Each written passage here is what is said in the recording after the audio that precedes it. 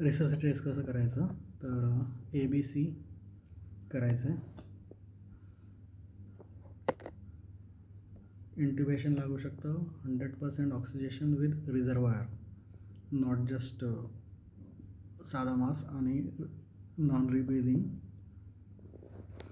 तर पहिल्यांदा cool the wound, warm the patient. पहिल्यांदा आग विझवायची. आग विझवल्यावर जे काही त्याचं कपडे वगैरे असतील ते काढा. नंतर केमिकल्स वगैरे काय असतील, सिंथेटिक फायबर असतील, नाहीतर ते जळून पुन्हा इंजुरी करतात. नंतर वुंडवर जेही लागलं आहे ते ब्रश करून काढावं लागेल. नंतर टेपिड वॉटरने 20 ते 30 मिनटं धुवा म्हणतो तो. This is a too much of time. 20 ते 30 मिनटं इज टू लॉंग. त्याच्यामुळे इव्हेंच्युअल डेप्थ म्हणजे हॉरिझॉन्टल आणि व्हर्टिकल दोघेही कमी होतात. आईस नाही लावायचं तो म्हणतो, आईसमुळे व्हॅसोकन्स्ट्रिक्शन होतं. दिस इज इंटरेस्टिंग. व्हॅसोकन्स्ट्रिक्शन झालं तर तिथे आणखी क्लिअरिंग ब्लड नसणार, आणखी जास्त इंजुरी होणार इस्केमियामुळे.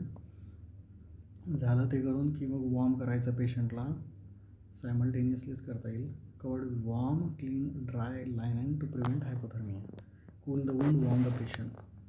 Primary survey ABCDEF. एअरवेमध्ये सर्वायकल स्पाईन आधी बघायचा. सर्वायकल स्पाईन जर ठीक असेल तर मग एअरवेवर जायचं. त्याच्यासाठी एअरवे कधी first step is to identify inhalational बघायचं सगळ्यात आधी. इन्हेलेशनल असेल तर मग तुम्हाला ट्यूब टाकावी लागेल. तर एअरवे कधी सस्पेक्ट करायचं कॉम्प्रोमाइज लो GC असेल. लो GCSचं कारण असू शकेल trauma, directly head injury, drugs, alcohol किंवा कार्बन मोनॉक्साईड किंवा स्मोकचे काही पॉयझन्स असतील ते आत घुसलेले आहे. तर आपल्याला 100% विथ रिझर्वायर मास द्यायचा आहे. 100%चा आणखी एक फायदा होईल, तो कार्बन मोनॉक्साईडला डिस्प्लेस करेल. कारण की एकदा तो ब्लडमध्ये सुरुवातीला तो इंट्राव्हस्क्युलर कंपार्टमेंटमध्ये असतो, नंतर मग तो जातो तो सायटोक्रोम ऑक्सिडेजवर सेलमध्ये घुसतो. जर सर्वायकल इंजुरी नसेल तर मग हेडअप करू शकता, जेणेकरून एडेमा कमी होईल, फेसचा पण आणि एअरवेचा पण. मग मास्कने जर नाही होते, इनहेलेशनल इंजुरी असेल तर आपण आधी बघितलं की अर्ली इंट्युबेशन करायचं सस्पेक्टेड असेल तर, स्पेशली इमिजिएटली आफ्टर रिससिटेशन, कारण की एडेमा वाढेल तुमचा. आणि मग ट्यूब टाकली की व्हेंटिलेट करावं लागेल. एक्सपोज करायचं. एक्सपोज केल्यावर ब्रिदिंगसाठी आता एक्सपोज करायचं, एक्सपान्शन बघायचं बायलॅटरली. तर तुम्हाला कळेल की काही तिथे टेन्शन न्यूमो किंवा न्यूमो फ्लेल चेस्ट काही दिसतं आहे का. नंतर डिस्ट्रेस असेल तर रेट जास्त असेल, ट्रॅकियल टग असेल, असेसरी मसल्स वापरले जात असतील. सर्कम्फरन्शियल बर्न्स असतील तर ते थोड्या वेळाने H4 बनवतील आणि मग रिस्ट्रिक्शन करतील, रिस्ट्रिक्टिव्ह पॅटर्न होऊन जाईल. ब्लड गॅस करायचं, त्याच्यामध्ये COHB येतं का, ठीक आहे. पुन्हा मग 100% ऑक्सिजन विथ नॉन रिब्रीदिंग ट्रीटमेंट आहे COची. सर्क्युलेशनसाठी इमिजिएटली त्याचं व्हॉल्यूम स्टेटस बघायचा. व्हॉल्यूम स्टेटससाठी आपण BP बघतो, pulse, capillary refill in burn and non burn दोघंही हातामध्ये. H4 करावी लागू शकते, कारण की तो कन्स्ट्रिक्ट करेल तर ब्लड सप्लाय नाही जाणार. BPसाठी BP कफ लावा, थोडं मुश्किल राहील बर्न एरियामध्ये. नॉन बर्नमध्ये लावा किंवा मग इन्व्हेजिव्ह लाईन घ्या.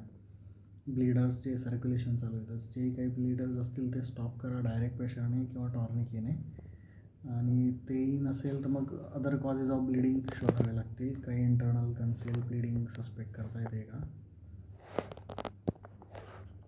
डिसॅबिलिटी म्हणजे न्यूरो स्टॅटस आलं तर GCS विथ प्युपिल्स बघायचे कॉन्शियसनेससाठी. नंतर एक्सपोज करायचं आहे. बाकीचं काय ज्वेलरी वगैरे असेल, क्लोथिंग असेल, सगळं काढायचं आहे, कवर करायचं आहे, पेशंटला वॉर्म करायचं आहे. Fluid resuscitation. तर फ्लुइड रिससिटेशन महत्त्वाचं आहे, कारण की पल्मोनरी कॅपिलरी परमिॲबिलिटी वाढली असेल ते एक्स्ट्रा वजेट होईल, एडेमा होईल. फर्स्ट फ्यू आवर्समध्ये सगळ्यात जास्त फ्लुइड डिप्लिशन होतं, म्हणून तिथे अर्ली रिससिटेशन हवं आहे. हे बॉडीमध्येच आहे, इव्हॅपोरेट नाही होते, कॅपिलरीमधनं इंट्राव्हस्क्युलरमधनं इंट्रास्टेशियममध्ये गेलं आहे. तर ॲडल्टमध्ये 15% वर बर्न असेल तर, आणि पीडियाट्रिकमध्ये 10% वर बर्न असेल तर तुम्हाला फ्लुइड रिससिटेशन द्यावं लागेल. आउटपुट मेंटेन करायचा ॲडल्टमध्ये 0.5 कमीत कमी आणि चिल्ड्रनमध्ये 1 कमीत कमी. मग आपण आधी एअरवे बघितलं, इंजुरीज बघितल्या. मग सी म्हणजे आय व्ही सर्क्युलेशन. तर आय व्ही घ्या. अप्पर हातात घेतलेली चांगली आहे, लोअरपेक्षा अनबर्नपेक्षा नॉन बर्न एरियात घेतलेली चांगली आहे. परंतु आधी तरी भेटते ती, थोड्या वेळात ती तेवढी पण नाही भेटणार, तर पटकन घ्यायची आहे. नाही भेटत आहे मग कट डाऊन करावं लागेल किंवा इंट्रॉशियस घ्यावं लागेल. वॉर्म ट्रिगर लॅक्टर द्यायचं आहे, गरम म्हणजे टेपिड. पार्कलँड फॉर्म्युला वापरायचा 4 ml per kg per %. हा पर के जी आहे, पर % आहे. याचं मग 2 तुकडे करायचे. हाफ 8 तासात द्यायचा. Half of the volume in 1/3 of the time, म्हणजे 24 तासाच्या 1/3 टाईम 8 तासात हा अर्धा गेला पाहिजे. उरलेला मग 16 तासात दिला पाहिजे, कारण की आपण बघितलं की फ्यू आवर्समध्ये ती सगळ्यात आधी होते. आणि this is from the time of the injury, not admission. परंतु असं नाही आहे की तो 4 तासाने आला तर 4 तासाचा व्हॉल्यूम 1 तासात द्यायचा आहे. तो तुम्ही वाढवू शकता, डबल करू शकता इनिशियली, परंतु जास्त नाही, तर त्याच्यामुळे व्हॉल्यूम ओव्हरलोड होईल. ऑलरेडी कॅपिलरी परमिएबिलिटी वाढली आहे, दिलेला सगळं काही बाहेर झालं जाईल. चिल्ड्रनमध्ये तुम्हाला मेंटेनन्स पण द्यावं लागेल आणि ग्लुकोज पण सप्लिमेंट करावं लागेल. तर पार्कलँडचा तोटा हा आहे की फक्त इनिशियल 24 तासाचाच देतो. त्याच्यातही तुम्हाला युरिन आउटपुट बघून तो चेंज करायचा आहे किंवा बंद करायचा आहे. चिल्ड्रनमध्ये तो म्हणतो ॲडिशनली तुम्ही 4 to 1 द्या हॉलिडे सिगार. ओरल दिलं तरी चालेल, न्यूट्रिशियस फ्लुइड लाईक मिल्क, किंवा मग 5D किंवा 0.4 5NS. चिल्ड्रनमध्ये या 2 गोष्टी कराव्या लागतील, मेंटेनन्स पण द्यावं लागेल, ग्लुकोज पण द्यावं लागेल. आणि हे सर्व गाईड आहेत, ते काही रूल नाही आहेत. क्लिनिकली तुम्हाला heart rate, BP, capillary refill, CVP, output, temperature आणि मेंटल स्टेट एवढं सगळं बघायचं आहे. त्याच्यानंतर तो इनिशियल गाईड आहे फक्त, त्याच्यानंतर मॅच करायचं आहे तुम्हाला. तर फ्लुइड रिससिटेशनचा पर्पज आहे परफ्युजन झालं पाहिजे व्हायटल ऑर्गन्सचं, आणि बर्न एरियाचं पण परफ्युजन झालं पाहिजे, कारण की त्याचं परफ्युजन नाही झालं तर ती एरिया हॉरिझॉन्टली आणि व्हर्टिकली वाढत आहे. तर त्याचे 3 झोन असतात. आपण बघितले की सेंटर आहे, कोॲग्युलेशन होतं सेंटरमध्ये, इरिव्हर्सिबल डॅमेज ऑलरेडी झालेला आहे. त्याच्या बाजूला स्टेसिस आहे, त्याच्यात ब्लड फ्लो कमी आहे, हा साल्वेज करता येईल. याच्यात इंजुरी बसलेली आहे. त्याच्या बाहेर हायपरेमिया डायलेट झालेला आहे.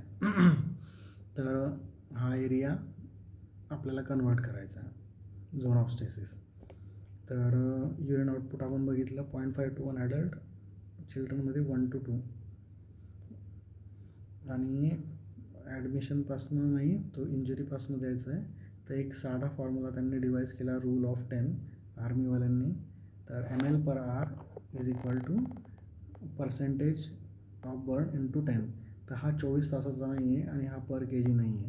पेशंट आला, बर्न किती आहे समजा 10% आहे बाबा, 10 × 10 100 ml त्याला देऊन टाका पर आवर. असं एवढं सिम्पल त्यांनी केलेलं आहे. तर युजली आपण बघितलं की 15% ॲडल्टमध्ये आणि 10% पीडियाट्रिकमध्ये असेल तर आपल्याला रिससिटेशन चालू करावं लागतं. 80 किलोच्या वर 100 ml ॲड करायचे आणि 40च्या खाली कमी करायचे. थोडं मग वेटनुसार ॲडजस्ट करावं लागतं. हा ॲव्हरेज ॲडल्टसाठी चांगला काम करतो. सिम्पल स्ट्रेट फॉरवर्ड आहे, KG बेस्ड नाही आहे, टाईम बेस्ड नाही आहे म्हणून. नाही तर पार्कलँड तुम्हाला 2 तुकडे करून 8 तासात अर्धा उरलेला 16 तासात द्यावा लागतो, तेवढंच बेनिफिट आहे. नंतर पेन, तो म्हणतो की पेन मॅनेजमेंटचा इश्यू नाही आहे. पेशंट जो आहे इनिशियली तो हायपॉक्सिया आणि हायपोवोलिमियामुळे अँशियस आणि रेस्टलेस आहे. त्याला तुम्हाला वाटतं की पेन आहे, त्याच्यामुळे तुम्ही सिडेटिव्ह किंवा नार्कोटिक दिलं तर तो तुमचे सिम्पटम्स मास्क होऊन जातील. इनिशियली तुम्हाला हायपॉक्सियासाठी ऑक्सिजन द्यायचं आहे, हायपोवोलिमियासाठी फ्लुइड द्यायचं आहे. आणि तुम्हाला वाटलं की त्याला पेन आहे तर IV रूटने स्मॉल फ्रिक्वेंट डोसेस द्यायचे. इंट्रामस्क्युलर आणि सबक्यूट काम नाही करत ट्रॉमामध्ये, कारण की सर्क्युलेशन हललेलं असतं त्यांचं. नंतर एकदा पेशंट स्टेबल झाला की सेकंडरी सर्वे करा सर्व ऑर्गन सिस्टीमचं. नंतर ड्रेसिंग करायचं आहे पेशंटचं. ट्रान्सपरंट ड्रेसिंग करा. ड्रेसिंग करून तिथे ऑइंटमेंट लावा. त्याच्यामुळे हीट लॉस कमी होईल आणि फ्लुइड लॉस पण कमी होईल. नॅझोगॅस्ट्रिक ट्यूब टाका. डिकम्प्रेस करा. पेशंटला नॉझिया वॉमिटिंग आहे जर युजली मोर दॅन 20% एरियावाल्यांना ट्यूब टाकावीच लागते. More than 20% of the area burn आहे तर नॅझोगॅस्ट्रिक ट्यूब टाकावी लागते आणि सर्व इंट्युबेटेडला पण ट्यूब टाकावीच लागणार आहे. तर ट्यूब टाकल्यावर डिकम्प्रेस करायचं आणि 4 तासात त्याचं इंटरिक फीड चालू करायचं. जर इंटरिक फीड दिलं तर त्याचं गटचं फंक्शन वाढतं आणि बॅक्टेरियल ट्रान्सलोकेशन थांबतं. तर बर्नमध्ये पेशंट जो सेप्टिक शॉकनी बर्न शॉकमध्ये जातो तर त्याला इमिजिएटली इलियस बसतो. इलियस बसला की मग त्याचं फंक्शन कमी होतं आणि मग बॅक्टेरियल ट्रान्सलोकेशन होतं, गटचं normal function ओढतं.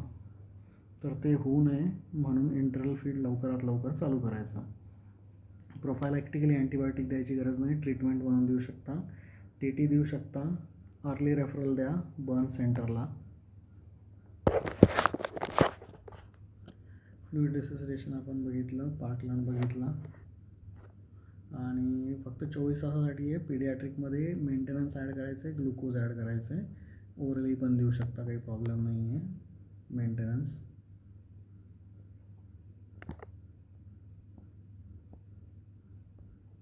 Complication of fluid resuscitation is compartment syndrome. हातात, पायात किंवा ॲबडॉमेनमध्ये होईल. तर तिथे फ्लुइड तुम्ही जास्त दिलं तर ते एक्स्ट्रा वजेट होईल. हायड्रोस्टॅटिक प्रेशर जास्त होईल. ऑन्कॉटिक कमी आहे तर इंटरस्टिशियममध्ये जाईल किंवा थर्ड स्पेसमध्ये जाईल म्हणजे पेरिटोनियममध्ये जाईल. तर त्याच्यामुळे तिथलं प्रेशर वाढेल इडेमामुळे किंवा पेरिटोनियल कॅव्हिटीमध्ये. तर इडेमा झाला तर ब्लड सप्लाय कमी होईल. पेरिटोनियममध्ये ते एक्स्ट्रा वजेट झाला पेरिटोनियल कॅव्हिटीमध्ये तर गट आणि अदर ॲबडॉमिनल ऑर्गनला कंप्रेस करेल आणि ब्लड सप्लाय कमी करेल. तिथे हायपरटेन्शन होईल टिश्यूचं. त्याच्यामुळे ते युजली ही लिमिट आहे.